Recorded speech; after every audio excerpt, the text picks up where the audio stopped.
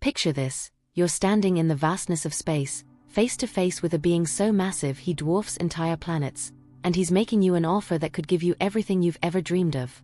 The catch? Your eternal soul. This isn't fiction, folks. This happened to me, and what I'm about to share will change how you see the spiritual realm forever. Before I dive into this mind-blowing experience, I need you to do something right now. Hit that subscribe button and ring the notification bell. Here's why: testimonies like mine are being silenced everywhere else. YouTube doesn't promote spiritual content, social media algorithms bury real encounters with God, and mainstream media won't touch stories about heaven and hell. But this channel? This is where truth lives. When you subscribe, you're joining a community of believers who aren't afraid to hear about God's supernatural power in our world today. Plus, I drop new testimonies every day that will strengthen your faith and blow your mind. So go ahead, subscribe now, you'll thank me later. My name is Jessica. Well, that's not my real name, but my story is absolutely true.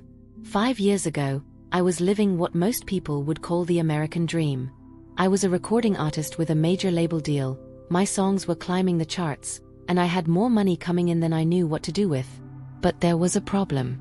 I was what you'd call a lukewarm Christian. You know, the kind Jesus warned about in Revelation? I believed in God when it was convenient, prayed when I was scared, and lived like I was my own boss the rest of the time. I was based out of Miami, living the fast life, clubs, parties, everything that comes with fame. My manager had this incredible penthouse where all US artists would crash between tours and recording sessions. Little did I know that my entire worldview was about to be shattered in one supernatural encounter that would force me to choose between everything I thought I wanted and everything my soul actually needed. Looking back, I should have seen it coming. About a month before this happened, someone from my label, I won't say who, but they're a big name, pulled me aside at a party in Hollywood. They looked me dead in the eye and said, "Jessica, if you really want to make it to the top, there's a price. Some doors only open when you make certain agreements." I laughed it off. I thought they were talking about politics or maybe some shady business deals. I had no idea they were talking about something far darker. It was a Tuesday night in March. I remember because the next day I was supposed to fly to New York for a major TV appearance. I'd been celebrating another milestone. My single had just hit the top 10. I stumbled into my manager's penthouse around 2 a.m., exhausted but happy. The Miami skyline was glittering below us, and I felt like I was on top of the world. But the second my head touched that pillow, reality as I knew it vanished. I wasn't transported, that's not the right word. It was like I was suddenly more awake than I'd ever been in my life, but I wasn't in my body anymore. I found myself suspended in what I can only describe as the theater of the universe. Imagine being surrounded by galaxies that pulse with life, stars that seem to sing, and a darkness that isn't empty but full of presence. The most incredible part? I could feel everything. Every star had a heartbeat. Every planet had a voice. It was like the entire cosmos was a living organism, and I was suddenly aware of its rhythm. At first, I was awestruck.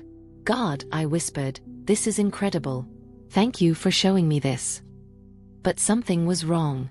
The beauty I was seeing had an edge to it, like looking at a perfect painting that you slowly realize is painted in blood. That's when I saw the earth below me, but it wasn't the blue marble we see in photos. It looked like a massive ocean of liquid silver, constantly shifting and changing. And beyond it, suspended in the void, was what looked like a sea of fire. Not the sun, something else entirely. Then came the presence. At first, it was just a shadow moving between the stars. But as it approached, I realized this wasn't just big, it was impossibly massive. Bigger than moons, bigger than planets. A humanoid figure that seemed to be made of concentrated darkness, with only the starlight behind him showing his outline. He was bold, incredibly muscular, with arms that could crush worlds. But his legs, they just faded into the cosmic darkness below, like he was emerging from hell itself. And his hands, oh God, his hands weren't hands at all. They were claws, each finger ending in something that looked like it could tear through reality itself.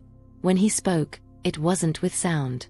It was like someone taking a bass guitar and playing it directly inside my ribcage. The words didn't hit my ears, they vibrated through my spirit. "You recognize me," he said. Not a question. A statement. And I did recognize him. Every cell in my body, every fiber of my soul knew exactly who I was looking at. This was the original rebel, the fallen morning star, the enemy of everything good. Terror like I'd never experienced washed over me. My first thought was, I'm dead. I died in my sleep and now I'm being dragged to judgment. But then his tone changed. Became almost businesslike. "Silence," he commanded. "I don't have much time. Worship me, and all of this becomes yours." Suddenly, the silver ocean below began displaying images like a cosmic movie screen. I saw myself on every major stage in the world. Grammy Awards with my name on them. Sold-out stadiums screaming my songs. Wealth beyond imagination. The perfect relationship. Fame that would make me immortal in human history. What would he show you? What are the deepest desires of your heart that you've never told anyone? The images kept flowing. Private jets, mansions, meeting with world leaders, having the power to influence millions of people. Everything I had secretly dreamed about since I was a little girl singing into a hairbrush in my bedroom mirror. "This is real," he continued, his voice making my bones vibrate. "I have the authority to give all of this. Every kingdom of this world has been delivered to me. One act of worship, and it's all yours." Time seemed frozen. I was floating in space, staring at everything I'd ever wanted, being offered by the most powerful being I'd ever encountered.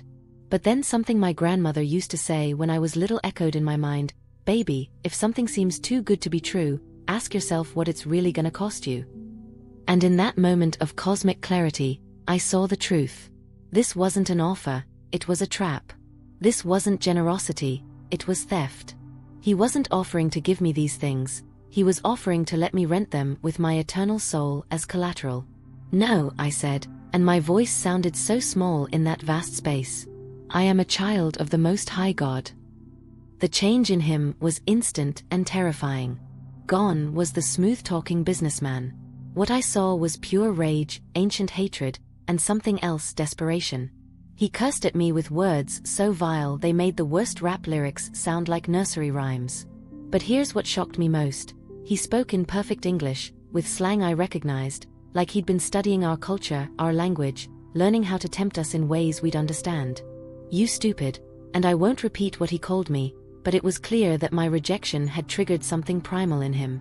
Then, like being sucked through a cosmic vacuum cleaner, I was yanked back to my physical body with such force that I actually bounced on the mattress.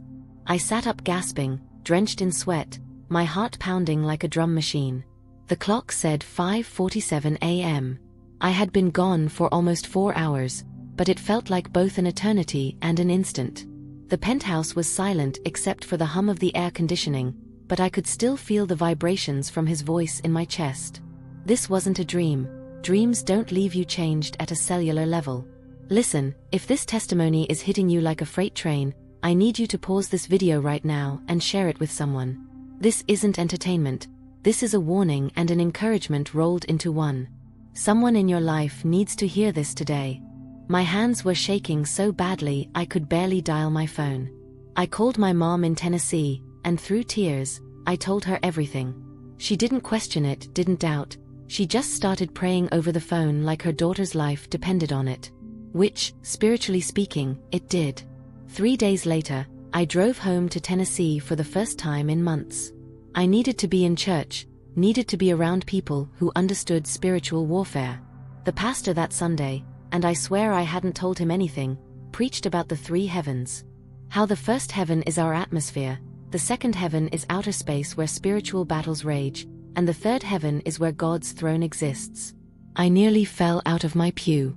He was describing exactly where I'd been, the second heaven, the realm where Satan still has access, where he tempts and makes his deals. Everything clicked. This wasn't some random spiritual experience. This was a test, a choice, a crossroads that would determine the direction of my entire life. But knowing the truth and acting on it are 2 different things. God began speaking to my heart about what came next, and it was terrifying in a completely different way.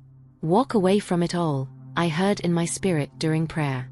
The contracts, the fame, the money, all of it. But God, I argued, I have legal obligations. People are counting on me. This is my career, my income, my identity. The response was gentle but firm. Tell them I said to wait. I'll handle the rest. Can you imagine calling a major record label and saying, God told me to put my career on hold? I felt like I was about to commit professional suicide. But when I made that call, something miraculous happened. My A&R rep just said, "Okay, Jessica, keep us posted on your timeline." No threats, no lawsuits, no anger. Just acceptance. Within 2 weeks, everything started unraveling in the most beautiful way. The label got bought out by another company and my contract got lost in the shuffle. My manager decided to move to London for a new opportunity. Every door that I thought was my future gently closed, not as punishment, but as protection. God was dismantling the very system that would have destroyed me. His next instruction was even more challenging: fast until you hear from me clearly.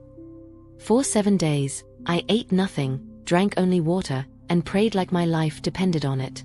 On day 7, weak but spiritually sharp, I heard 3 words that would change everything. Move to Los Angeles.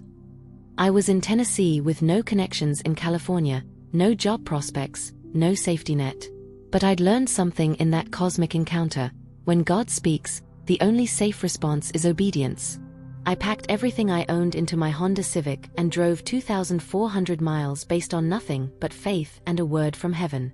What I discovered in LA was my real purpose.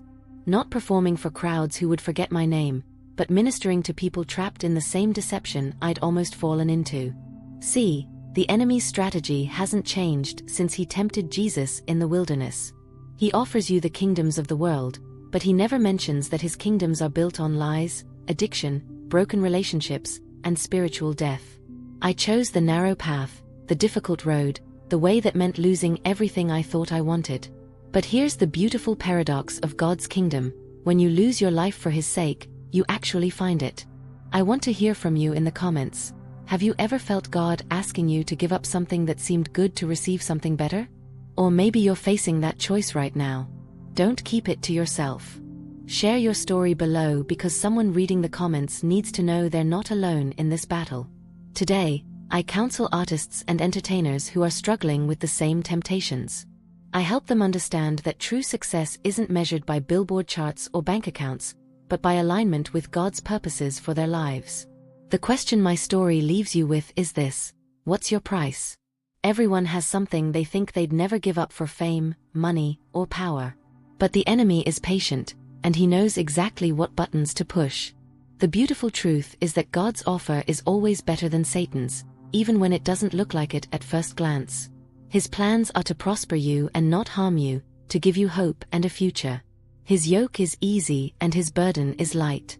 If you're feeling convicted right now, if the Holy Spirit is highlighting areas in your life where you've been serving the wrong kingdom, don't wait. Just pray what I prayed that morning in the penthouse: God, I don't know what to do. Show me your way, and give me the courage to walk in it. Before you leave, make sure you're subscribed and have notifications turned on. I share testimonies like this every week, real stories of real people encountering God's supernatural power. These aren't fairy tales or motivational speeches. These are battlefield reports from the front lines of spiritual warfare. Speaking of which, I'm sharing something that will absolutely shake you to your core. It's about an ordinary housewife who received a vision from God about Jesus' return that changed her entire understanding of how close we really are to the end times. What she saw will create an urgency in your heart like nothing you've ever experienced before. You won't want to miss that one. And remember, in a world full of counterfeits, Jesus remains authentic. In a world full of empty promises, his word never fails. In a world trying to buy your soul, he already paid the ultimate price to set it free. Until next time, keep fighting the good fight of faith. Thank you for listening. God bless you.